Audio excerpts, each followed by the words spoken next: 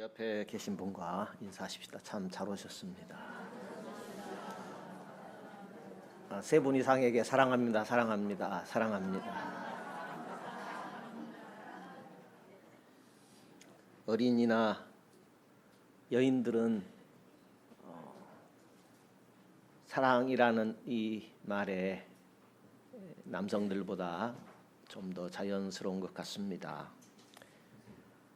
가족이 되어서 같이 사는 부부 가운데 여성이 더 사랑한다는 말을 자연스럽게 하는 것 같습니까? 남성이 더 자연스럽게 사랑한다라는 그런 단어를 사용하는 것 같습니까? 그렇습니다. 보통 여성들이 남편 되는 분에게 당신 나 사랑해 이렇게 묻곤 하지요. 그때 남성들의 반응이 한 서너 가지 있다고 합니다.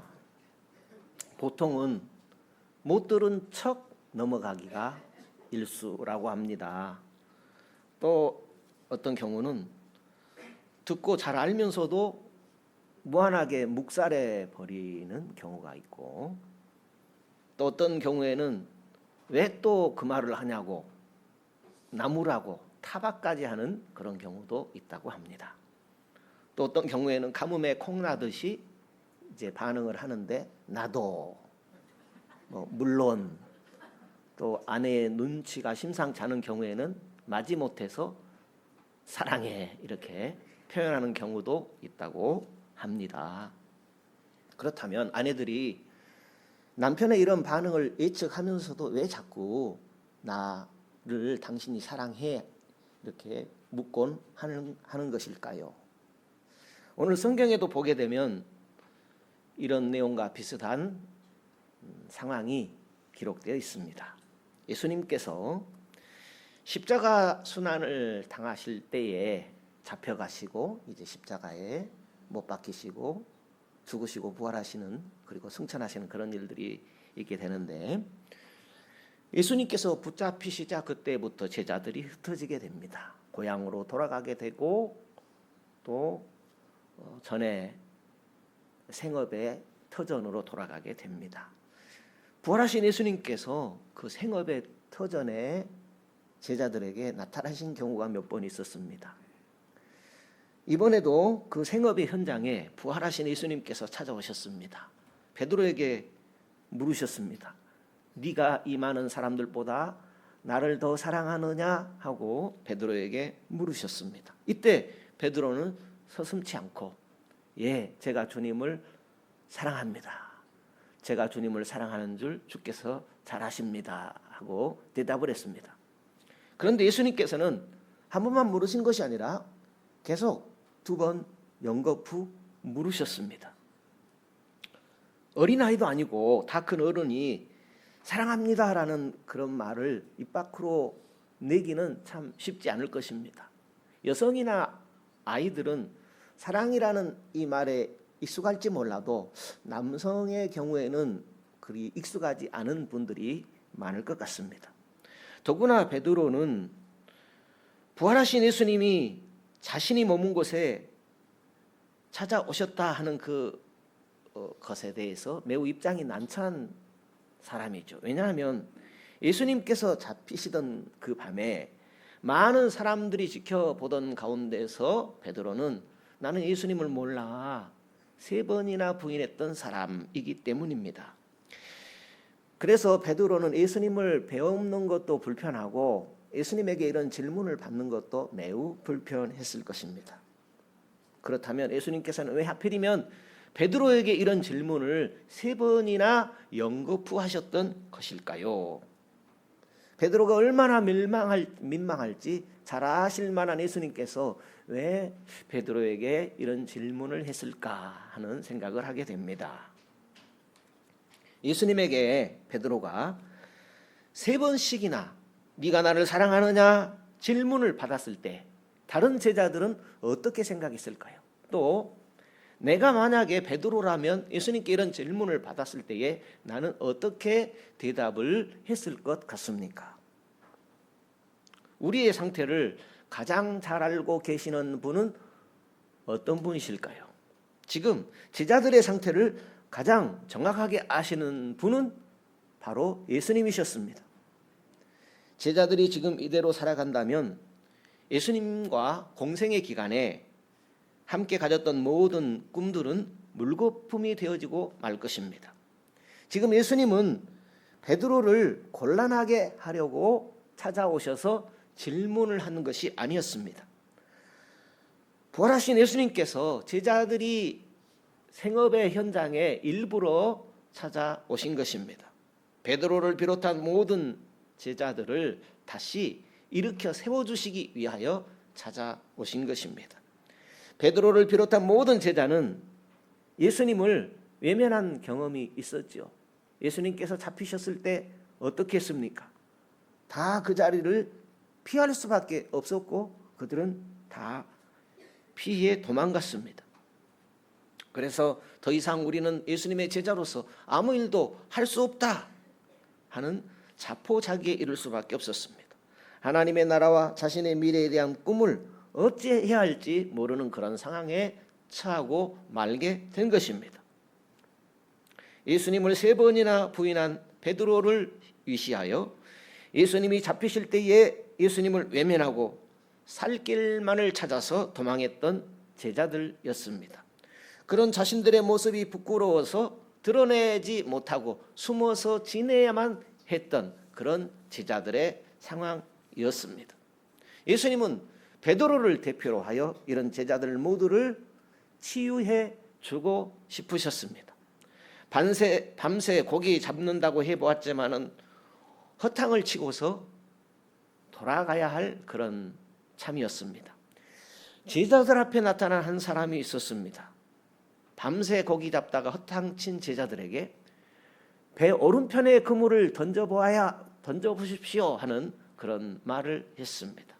그대로 했더니 배에 고기가 넘치도록 잡혔습니다. 한 제자가 예수님인 것을 알아차렸습니다. 순간 베드로가 놀라가지고 벗고 있었지만은 빨리 겉옷을 걸치고 바닷속으로 뛰어 들어가 버렸습니다. 예수님이 제자들을 아침에 일찍이 찾아오신 것은 고기 잡게 해 주시려고 한 것이 아니었습니다. 제자들을 책망하려고 찾아오신 것도 아니었습니다. 제자들을 회복으로 이끄시기 위하여 찾아오셨습니다. 예수님을 사랑하느냐 하고 계속해서 물으신 것은 베드로 속에 있는 감정을 일깨워 주시기 위함이 아니었습니다. 예수님을 향한 신앙의 중심을 바로 가지도록 하기 위함이었습니다.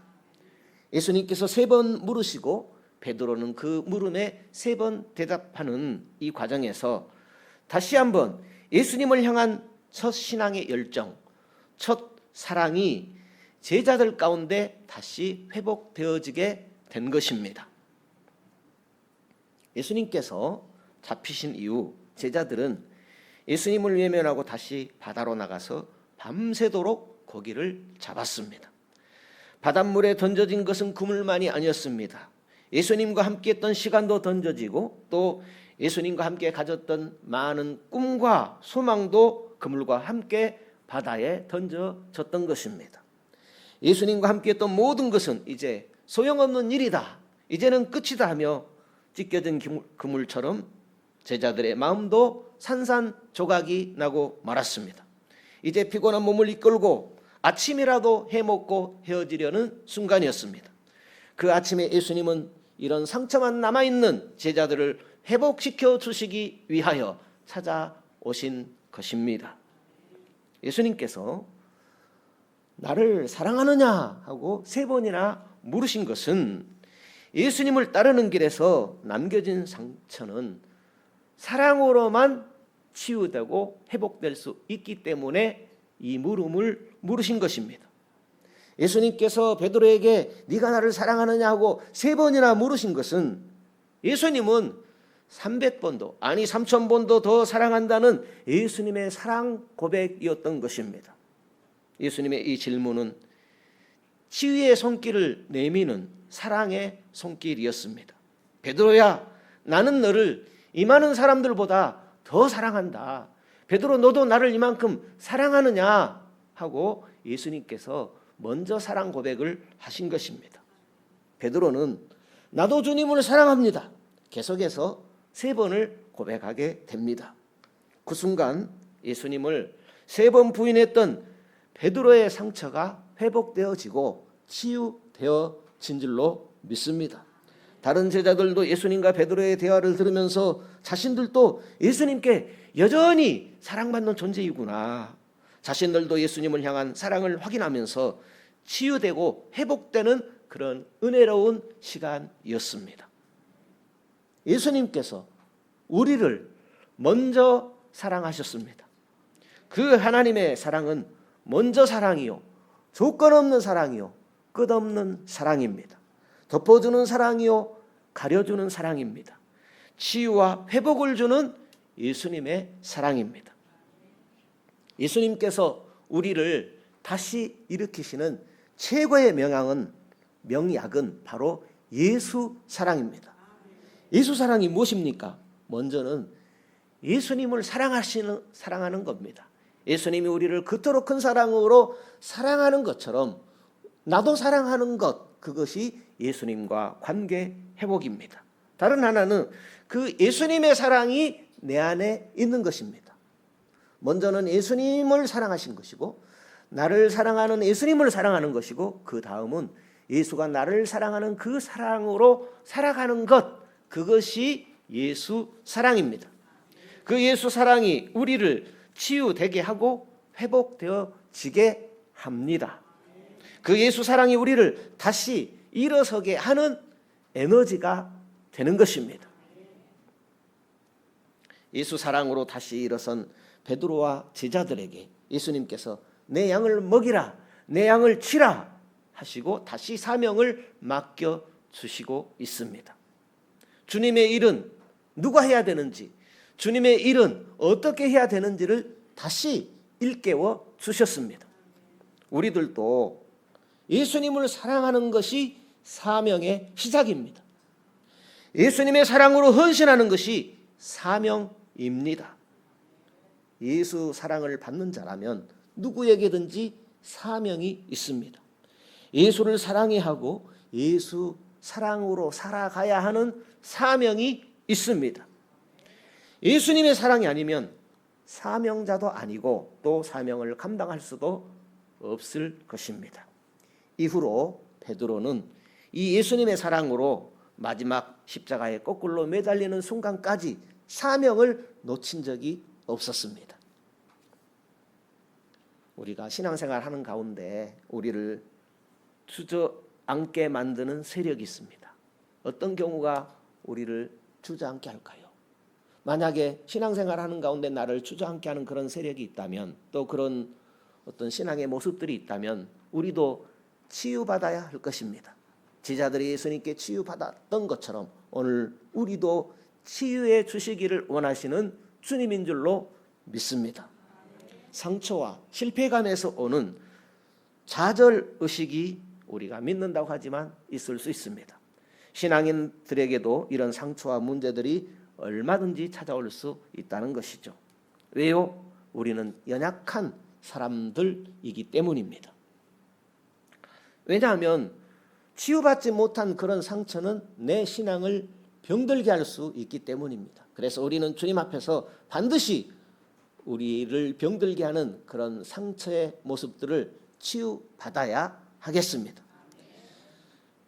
과거의 신앙에 머무르면 그 모습은 치유받아야 할 내용입니다.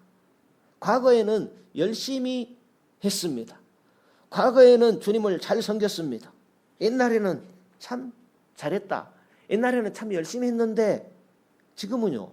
지금은 그렇지 않다면 그 모습은 치유받아야 할 모습이다라는 것입니다. 그러니까 옛날 상처와 시험에서 벗어나지 못하면서 신앙생활을 하고 있다면 그 모습은 치유받아야 할 모습이다라는 것입니다. 늘 과거에 붙들려서 아무것도 하지 못하는 그런 신앙의 모습이 있습니다. 피하고 외면하면서 다시 일어설 생각조차 못하고 살아간다면 그 모습은 치유받아야 할 모습입니다. 어떤 경우는 비판과 정죄의 신앙의 모습이 있습니다. 자신은 아무것도 하지 않으면서 왜 저렇게밖에 못해? 나 같으면 저렇게 하지 않을 텐데. 다른 사람에게 상처만 주는, 정죄하고 비판하는 신앙의 모습이 있습니다. 자신도 못하고 남도 못하게 하는 그런 회방자 모습입니다. 매사에 비판과 불평만을 일삼는 그런 모습은 치유받아야 할 모습입니다. 또한 의지를 잊어버리고 의존하는 신앙의 모습도 치유받아야 됩니다. 하고 싶지만, 해보고 싶지만 스스로 할 수가 없습니다. 누군가 옆에서 도와줘야만 할 수 있는 그런 경우입니다. 다른 사람의 도움이 없이는 아무것도 할 수 없는, 어떻게 할지를 모르는 그런 사람, 주님 앞에 치유받아야 할 모습입니다. 그러니까 이런 경우는 모두가 치유와 회복이 필요한 경우입니다. 사실 우리 모두에게는 신앙생활하면서 연약한 부분이 있을 것입니다. 주님은 오늘 우리에게 치유와 회복을 주시기를 원하십니다. 왜냐하면 우리가 빨리 회복되지 않으면, 치유받지 않으면 앞으로 내 신앙의 삶에서 어떤 모습이 나타날지 모르기 때문입니다. 예수님의 사랑보다 더 강력한 치유제는 없습니다. 그렇지만 우리가 예수님의 사랑을 알고 사랑받고 사랑하면 모든 문제는 우리에게서 멀리 떠나갈 줄로 믿습니다. 아내가 남편에게 나 사랑해 하고 묻는 것은 왜 그래요? 남편을 사랑하고 있기 때문입니다. 아내가 여전히 남편을 사랑하고 있다는 고백이 거기에 들어 있습니다.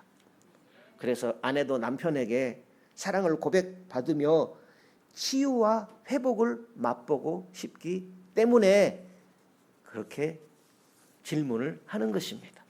그래서 아내들이 남편의 대답이 퉁명스러울 것을 예상하면서도 계속해서 나를 사랑해 하고 묻는 것입니다. 그래서 남편들은 아내가 사랑하냐고 묻는다면 대답해 주는 것이 서로에게 좋을 것입니다. 그러기 전에 먼저 사랑한다고 고백하면 참 좋겠다 하는 그런 생각도 해보았습니다. 우리가 신앙생활하면서 예수 사랑을 확신하고 확인하며 신앙생활 해야 합니다. 지금도 여전히 사랑하시는 예수님의 그 사랑을 확신하며 살아가십시다. 로마서 5장 8절에 우리가 아직 죄인 되었을 때에 그리스도께서 우리를 위하여 죽으심으로 하나님께서 자기의 사랑을 확증하셨다. 예수 십자가의 죽으심이 하나님의 우리를 향한 사랑의 증거다. 확실한 증거다라는 말씀이죠. 내가 죄인 되었을 때뿐만 아니라 하나님의 자녀가 되고 하나님의 백성이 되었음에도 불구하고 여전히 우리를 변함없이 사랑하시는 예수님의 그 사랑이신 줄 우리는 확신합니다.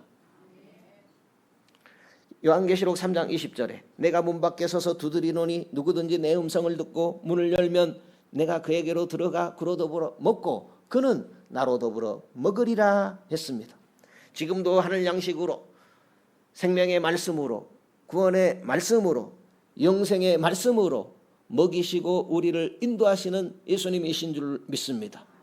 그 주님인 것을 깨달으며 살아가는 것은 예수님께서 우리를 사랑하시기 때문이죠.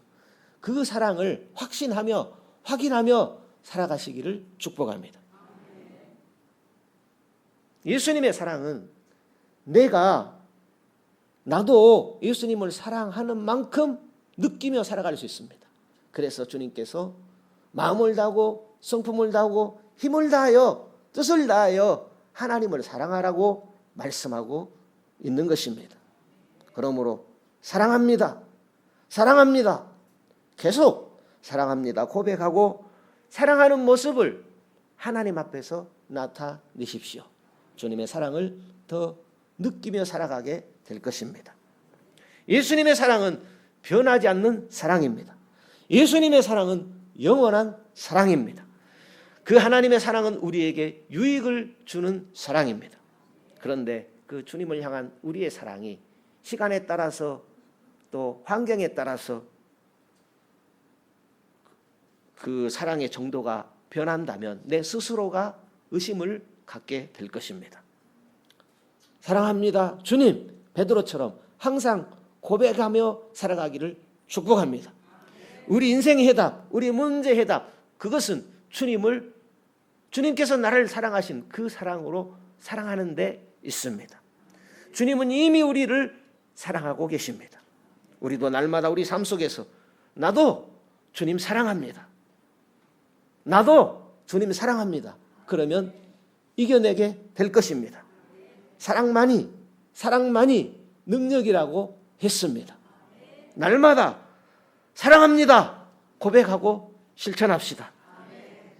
인상 쓰며 사랑하는 사람은 없을 것입니다. 사랑은 마음에서부터 미소로 밖으로 나타나는 것입니다.